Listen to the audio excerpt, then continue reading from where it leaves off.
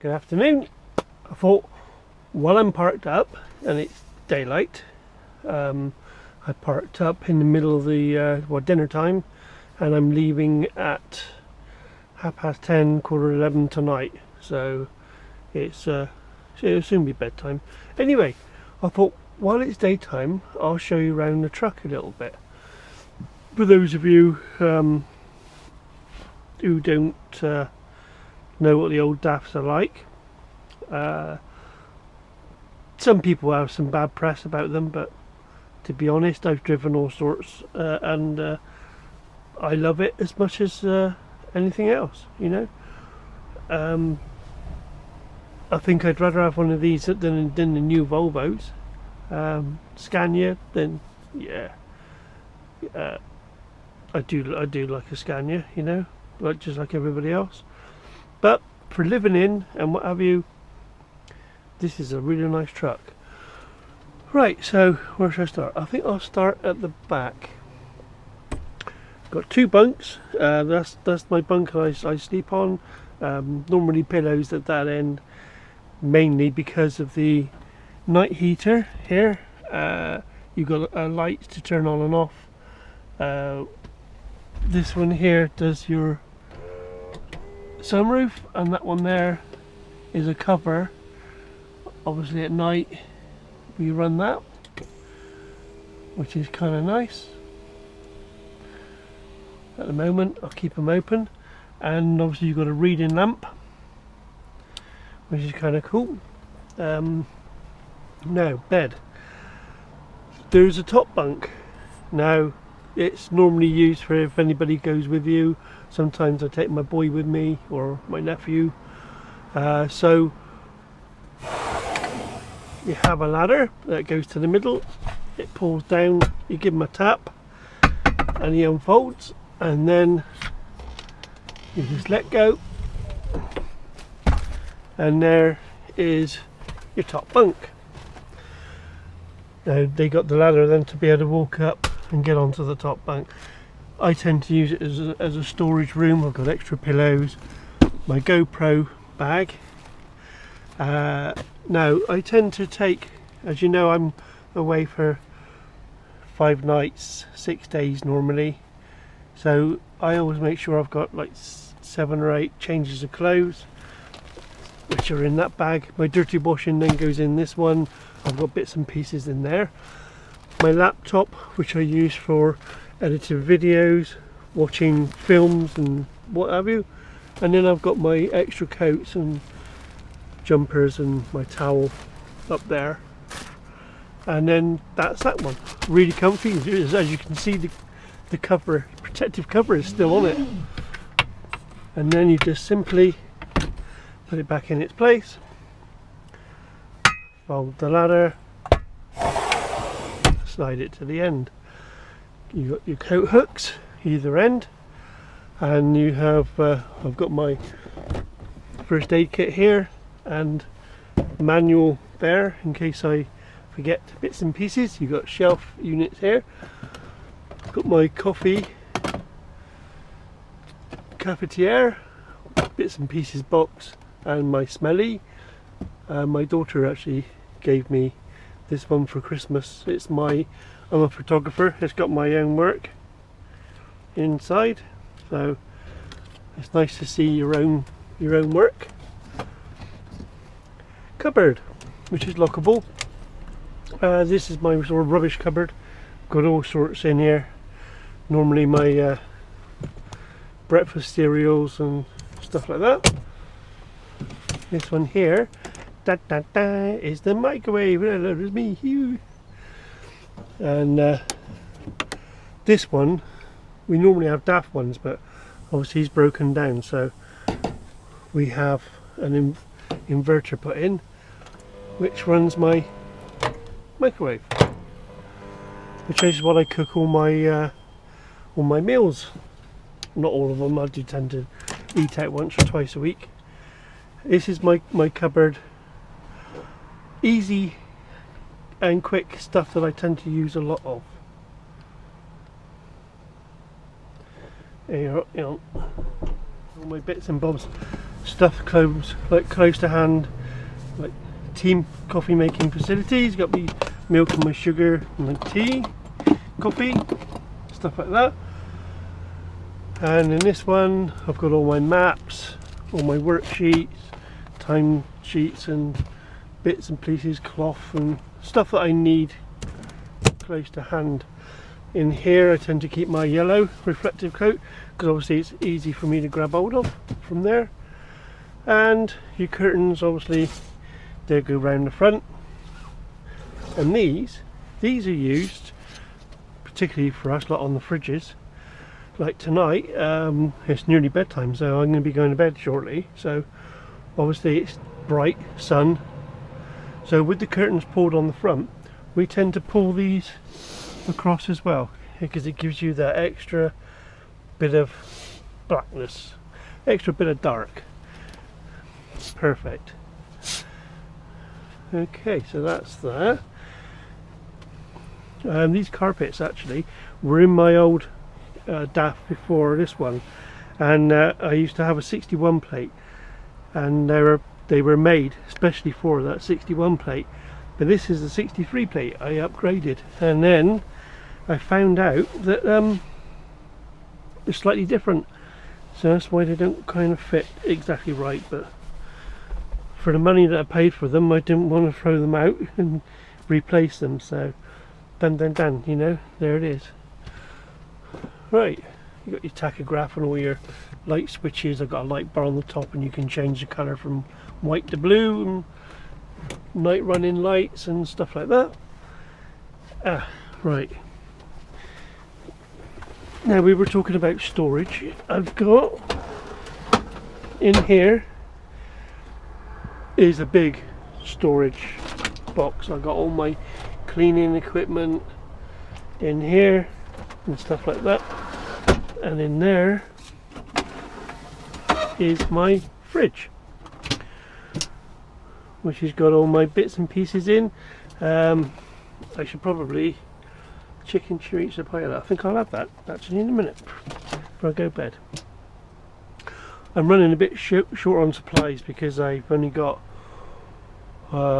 this is my 4th day. Tonight will be my 5th, so I'm only got tonight and tomorrow left, so I shan't need much more than that.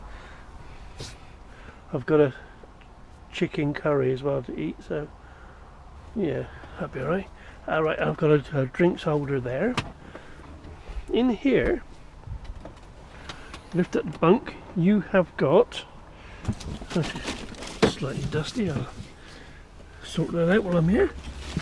Right, in here I have my little tabletop cooker, gas cooker, and kettle, wash basin for washing up or washing yourself, frying pan. That's my drawer that we've already seen. That's the fridge that we've already seen, which can be accessible from here too. In here I tend to keep my wash gear, as all my soap and whatever, and in there, which is accessible from the outside as well, is full of all airlines and straps and anything else trucky that I need, which I've collected over the years as well. So that's that.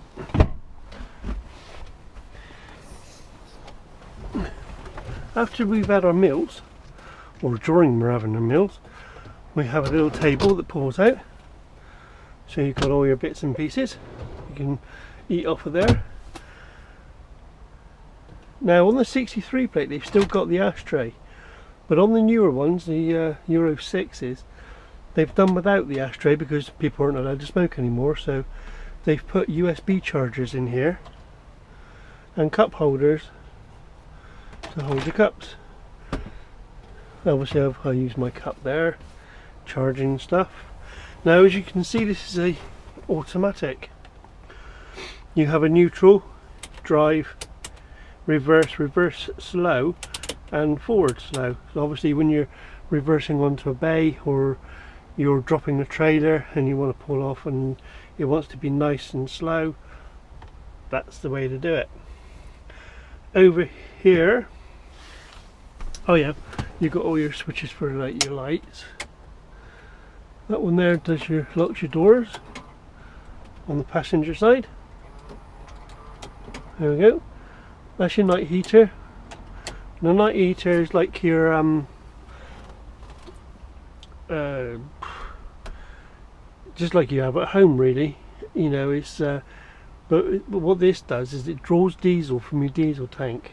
It ignites it in a motor under the bed, and then what it does, it heats up the diesel, sends the heat into your cab via the vents here and all over there and what have you, but it sends all the harmful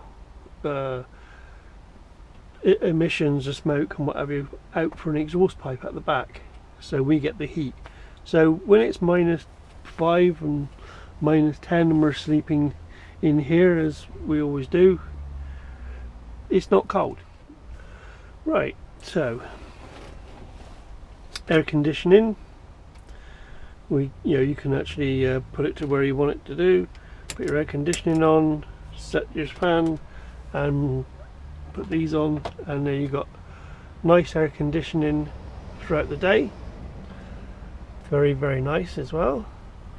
It's the first lorry actually, well, second lorry now that I've ever had that has had air conditioning, so perfect. Right, over to steering wheel. You have, let's turn in this one. You have a telephone. You've got the telephone here, but you can also operate it from here.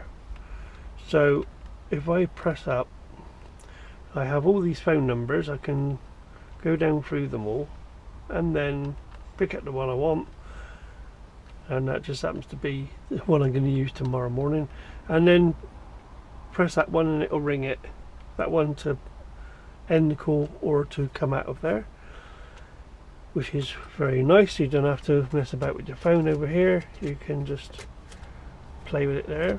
Nice legs.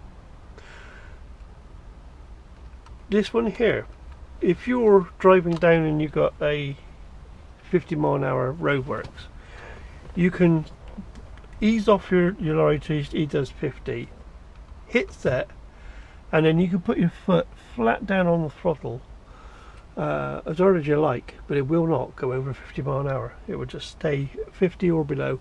Obviously he will run down hills, so you have to like bring her back, but going uphill or on the flat, it will stay no more than 50. It will, so that's good. Over this side is your cruise control. You set it, so you bring it out to what speed you want, just like a normal car. Bang, set it. You got your resume and off. This one here, which I love, is downhill braking.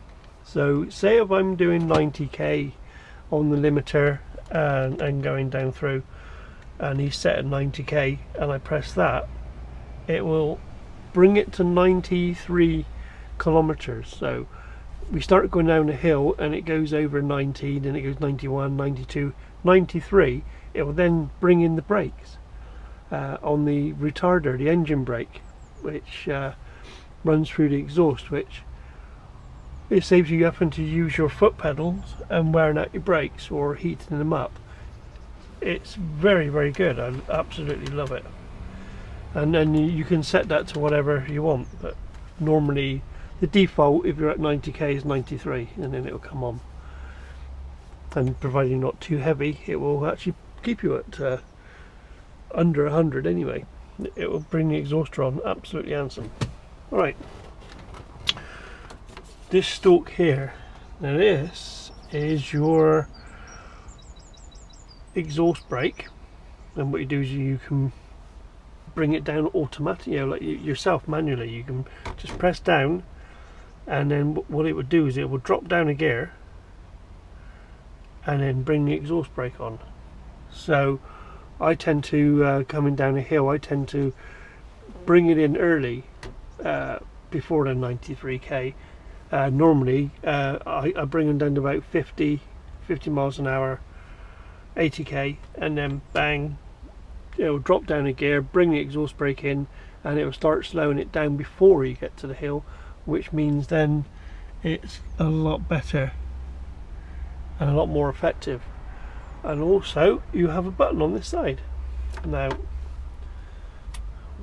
don't know whether it will do it with the engine off. No. So we'll just turn the engine on and I'll put it in drive, and you'll notice it says 2A. That's second gear automatic. Now it's doing that by itself, and then you just put your foot on the throttle and away you go. But if you press this button here, you'll notice it goes to 2M. Now that's a manual gearbox, so it's just like driving a normal stick gearbox. You can just go up or down. There you go, it's now in first, and then you're now in second. So you can control your engine, your gear changes manually as well as automatic. Now I would use that in places where say you're going down a hill and you want it to be in a certain gear, and you want to bring the exhaust brake in and keep it there. Normally around about the 2000 mark is pretty good, and it's quite effective then. It'll really, you know, and then that's when I would do it. I would put it on manual, dropping down the gears, put the exhaust brake on, and also going up hills when you don't want it to change up, where the lorry might go, oh, do you know what, I think we'll go up a gear now, and that can cock you right up. So that's another time going uphill is and you want to keep it in that gear, just hit the button, go manual. And also when you do the exhaust brake in manual, it won't drop down another gear or try and come up. It will just stay in the gear that you want it to be. So, and then quick of a button, just press it and he's back into automatic. I use it more than you think. So that's that.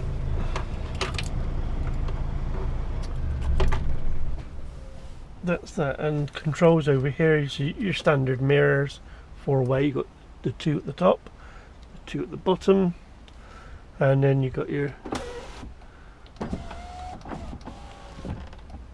for the left and the right. My sat nav, which I'm testing at the moment, I bought it very cheap at £30, brand new, with fully loaded with all sorts of stuff, and I'm testing it out, and it's bloody, I'm really quite chuffed. But that's another story. I got my diesel cards and you know, my books and tablets and pens and bits and pieces. So this is my home from home. This is what it's like. We stay in here for all week, every week.